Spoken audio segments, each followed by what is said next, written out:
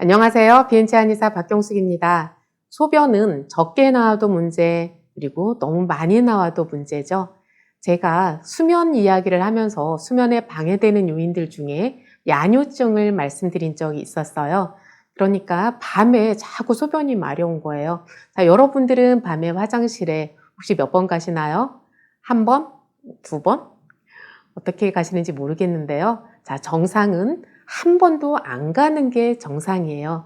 그래서 한 번, 두 번 이렇게 가시는 분이 있다면 그것 또한 개선되어져야 될 부분인데요. 그런데 정말 안타깝게도 네 번, 다섯 번, 여섯 번, 일곱 번 이렇게까지 가시는 분도 있어요. 그럼 거의 30분, 1시간마다 이렇게 잠을 깨는 거기 때문에 잠을 잤는지 안 잤는지 이렇게 그 다음 날도 컨디션이 엉망이 돼버리죠. 자, 이렇게 우리의 삶의 질을 현저하게 떨어뜨리는 이 야뇨증의 원인은 굉장히 여러 가지가 있어요. 그래서 오늘은 다소 시간이 좀 걸리더라도 그 야뇨증의 원인이 될 수 있는 것들이 어떤 것들이 있으며 그 원인에 대해서 해결책은 어떤 것이 있는지 제가 되도록이면 자세히 말씀을 드리려고 해요. 그 중에서 내가 어디에 해당하는지 그것을 찾아서 나에게 맞는 그런 대책 또는 방법을 발견하셨으면 하는 마음에서 오늘 준비했습니다.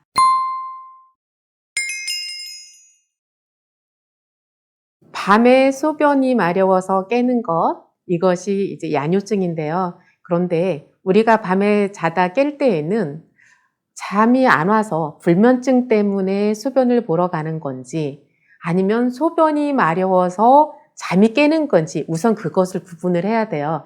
그것을 어떻게 구분하냐면 우리가 자다가 깼어요. 그랬는데 깨서 이렇게 생각해 보니까 왠지 화장실을 좀 갔다 와야 될 것 같고 그래서 화장실을 갔다 오는 경우 이것은 다른 요인에 의해서 불면증이 이미 생긴 것이고 그 불면증에 의해서 잠이 깨니까 깨고 나면 왠지 화장실 갔다 와야 될 것 같은 이제 그런 느낌인 거고요.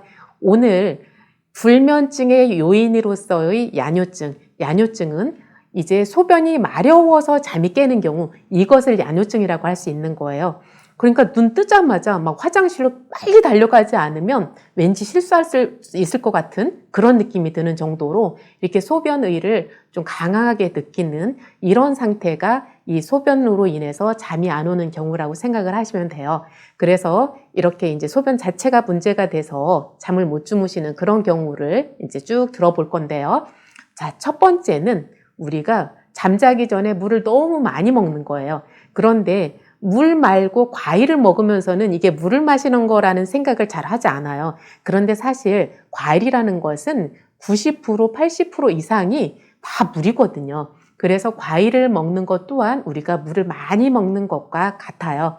그래서 잠자기 전에 물을 많이 마시면 우리가 방광에서 담아낼 수 있는 그 용적 이상으로 이렇게 물이 많아지면 그건 당연히 배설할 수밖에 없잖아요. 그래서 깨는 수가 있어요. 그래서 이런 경우에는 잠자기 전 2시간 전부터는 물을 안 마신다든지 아니면 과일도 적어도 잠자기 2~3시간 그 이전에 드시는 것으로 종료하는 게 좋을 것 같아요. 그게 원인과 이제 치료 이렇게 될 수 있는 거고요.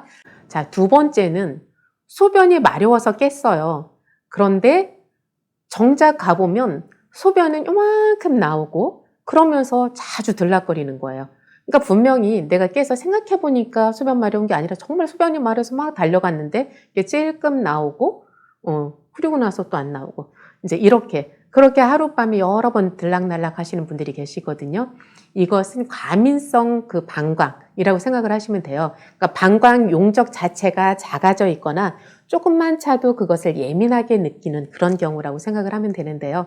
그래서 이럴 때는 방광의 용적 자체를 넓히거나 아니면 그 방광벽이 이제 그 예민하지 않게, 그 신경 과민하지 않게 이렇게 만들어주는 것, 이런 것들이 중요할 텐데요. 자, 이런 분들은 평소에 그 낮 시간 동안에 물을 좀 넉넉하게 마시는 게 좋아요. 넉넉하게 마셔서 자꾸 이렇게 방광의 용적이 좀 더 커질 수 있게 만들고, 그리고 또 하나 해줄 수 있는 요법이 있는데요. 그 엉덩이 부분, 그러니까 이 천골이라고 하나요? 이 부위를 쿵쿵쿵쿵 자꾸 치는 거예요. 그렇게 해서 이 방광에 있는 신경들이 너무 예민하게 막 날이 서 있는 것을 이렇게 좀 제자리로 돌아갈 수 있도록 도와주는 건데요. 이것은 제가 이게 척추에 어떤 문제가 생겼을 때 그 치료법 말씀드리면서 다시 한번 말씀을 드릴게요. 이제 이런 방법이 있겠고, 그 외에도 이제 치료 방법으로는 이제 약을 드신다든지 아니면 침을 그 복부에 있어서 그 치골 바로 우윗 부위에 침이라든지 뜸을 하는 것들이 도움이 될 수가 있어요. 그래서 이런 치료법이 있을 수 있고요. 그리고 그러니까 이렇게 원인에 따라서 모두 다 이렇게 한 가지 약물로서만 적용하려고 하지 말고 증상에 따라서 치료 방법을 달리 했으면 좋겠다. 이런 취지로 말씀을 드리는 건데요. 어쨌든 이렇게 소변을 자주 보긴 하는데 소변량이 적은 경우, 이거는 방광 용적이 적어져 있거나 예민해져 있는 경우다 말씀을 드리고요. 또 세 번째는 이게 소변이 마려워서 갔고요. 실제로 소변량이 굉장히 많은 거예요. 좀 전에 두 번째는 소변이 마려워서 갔는데 소변을 조금씩 본다고 그랬죠. 이번에는 소변이 마렵기도 하고 소변량이 엄청 많은 경우, 이런 경우가 있는데요. 이런 경우에는 그 양방에서는 항이뇨 호르몬이라는 치료를 해요. 그러니까 우리가 잠을 잘 때에는 뇌에서 그 항이뇨 호르몬이라는 것이 나와요. 그러니까 이뇨라는 게 소변을 배출하는 거잖아요. 근데 소변 배출하는 것을 막아준다, 저항한다. 그래서 항이뇨예요. 그러니까 밤에 잘 때는 깊숙이 잠을 들으라고 이렇게 항이뇨 호르몬이 나와서 소변을 많이 만들어내지 못하게 그렇게 해주는 거예요.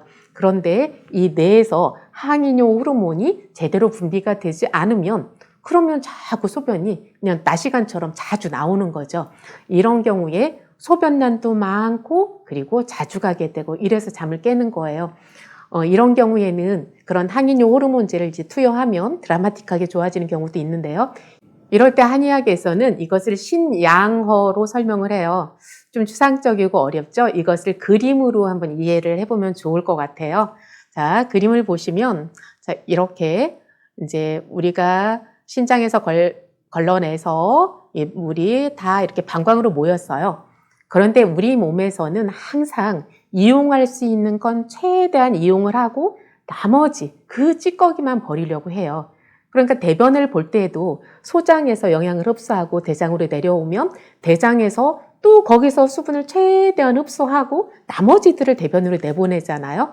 그런 것처럼 방광에 이게 모였다고 해서 그것이 전부 다 소변으로 가는 게 아니라 그것을 다시 한번 기화를 시키는 거예요. 이렇게 그림에서 보면 밑에서 불을 떼는 것처럼 이렇게 솥단지를 하나 이렇게 걸어놓고 불을 떼면 그것이 이렇게 막 수증기가, 이렇게 증기가 올라가죠? 그런 것처럼 기화가 돼서 그것이 내 몸의 수분으로 다시 흡수가 되는 거예요. 그리고 남은 나머지 그것들만 소변으로 나오는 거죠. 그런데 이 기화작용이 제대로 되지 않으면 그냥 모이는 즉시 다 소변으로 나오는 거잖아요. 이때 이렇게 몸으로 다시 재흡수될 수 있도록 기화를 도와주는 것, 이것을 신양이라고 또는 명문화 이렇게 표현도 해요. 그래서 신양이 부족할 때는 이게 이제 물의 흡수가 잘 안 되니까 소변량이 많아진다.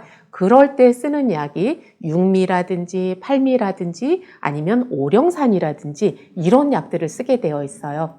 그런데 이 신양허 이것 말고도 또 다른 원인이 있는데 폐의 기운이 약할 때 이렇게 소변량이 굉장히 많이 나와요.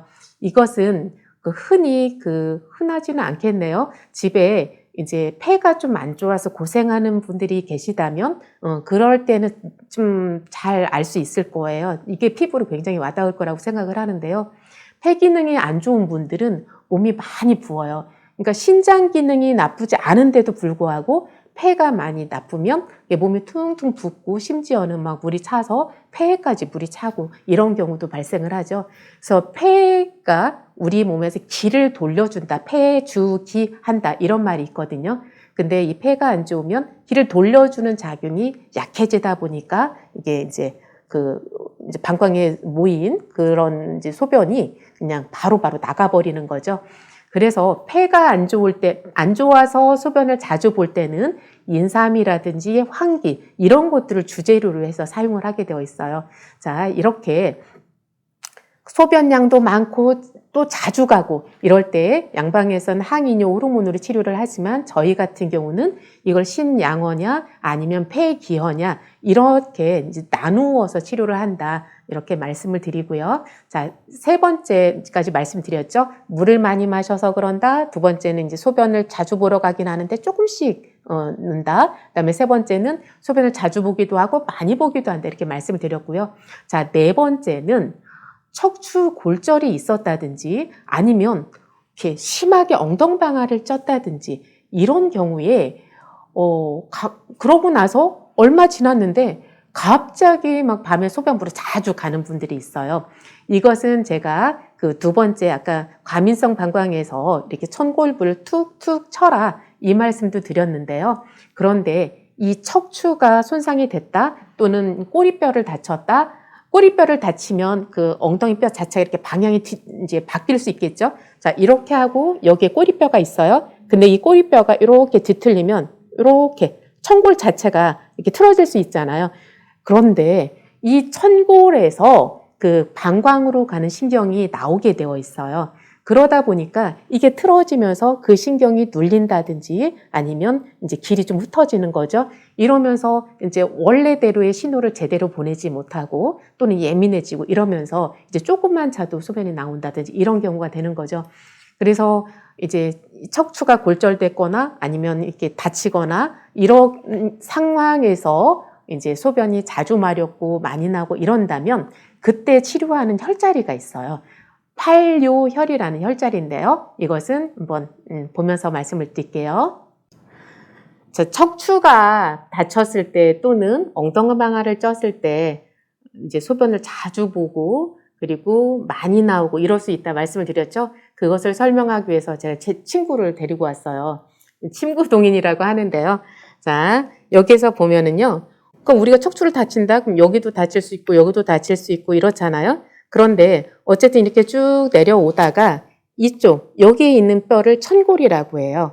그런데 여기 척추를 다치더라도 다칠 때 여기만 다치는 게 아니라 사실상 여기까지 충격이 올 확률이 굉장히 크잖아요. 그리고 엉덩방아를 심하게 쪘을 때는 심지어 이 꼬리뼈가 부러지거나 아니면 방향이 틀어지기도 해요. 그럼 꼬리뼈가 방향이 이렇게 틀어지면 이 천골 부위가 또 방향이 이렇게 틀어질 수 있다는 거죠. 자, 그러면 이 천골 부위가 틀어지면 어떻게 되냐? 이 천골 부위만 조금 더 확장해서 볼 수 있는 게 있는데요.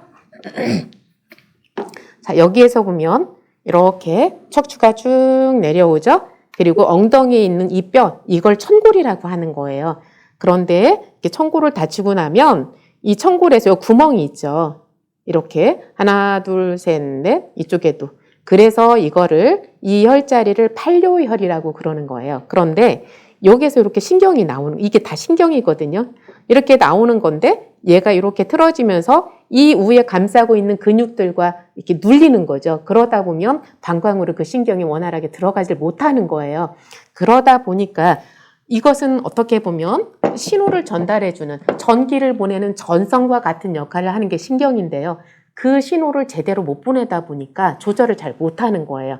그래서 밤에 자다가도 그냥 계속해서 소변 마려운 느낌을 가지게 되고 소변을 보게 되고 이러는 건데요. 그래서 우리가 평소에 이렇게 넘어질 때는 항상 그 충격이 좀 덜 올 수 있게 특히 꼬리뼈를 다치면 안 돼요. 꼬리뼈를 다치면 그 후유증이 평생 갈 확률이 굉장히 높거든요. 자, 이렇게 척추를 다치거나 아니면 엉덩이 이렇게 타박상을 입었을 때 올 수 있는 그런 야뇨증에 대해서 말씀드렸어요.